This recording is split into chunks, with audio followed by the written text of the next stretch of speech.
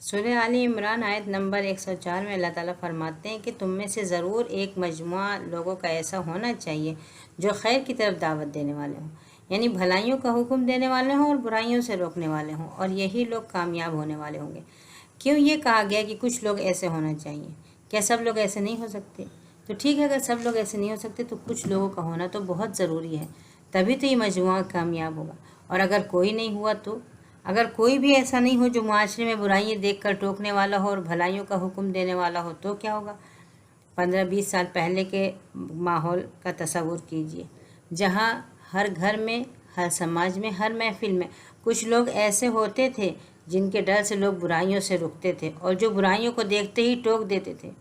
کسی کا کپڑا بہت باریک ہے، بہت تنگ ہے، آستین چھوٹی ہے، دوپٹہ باریک ہے، دوپٹہ سر پر نہیں ہے، ہر چیز پر ٹوکنے کا، تنبیہ کرنے کا، والدین کو خبردار کرنے کا، یہ فریضہ انجام دے رہے تھے وہ لوگ۔ آج وہ لوگ کہاں ہیں؟ کوئی نہیں بولتا۔ کیوں نہیں بولتے؟ اس لیے کہ ہم اس کو کہیں گے تو وہ ہم کو کہے گا، ہم اس کے بچوں کو ٹوکیں گے تو ہمارے بچے ٹوکے جائیں گے، اور شیطان آرام سے دھڑلے سے میدان میں اتر کر آ گیا۔ ہر طرف برائیوں کا دورہ ہے، ٹوکنے والا کوئی بھی نہیں ہے۔ ہم ٹوکنے سے کیوں ڈرتے ہیں؟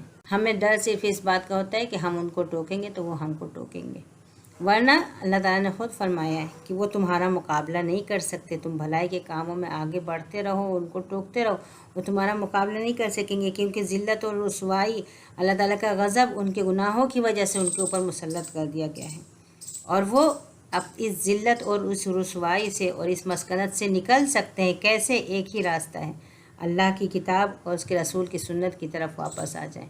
آج بھی وہ شریعت کی اتباع کرنا شروع کر دیں، آج بھی وہ دین کی تابعداری شروع کر دیں، تو آج بھی ان کی عزت اور کامیابی ان کا مقدر ہوگی۔ اور اگر یہ کام تمام لوگوں نے چھوڑ دیا تو پھر تمام لوگوں کے حصے میں وہ ذلت اور رسوائی آ جائے گی۔